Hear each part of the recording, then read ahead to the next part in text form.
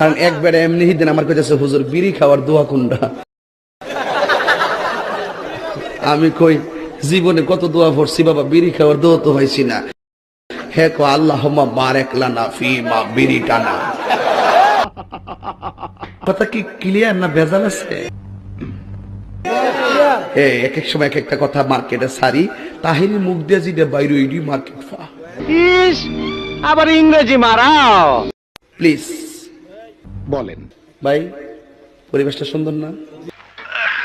আচ্ছা, আপনি কি শুধু হাতই টিপবেন নাকি সাথে যদি একটু এদিক সেদিক কোন হইছে আছে?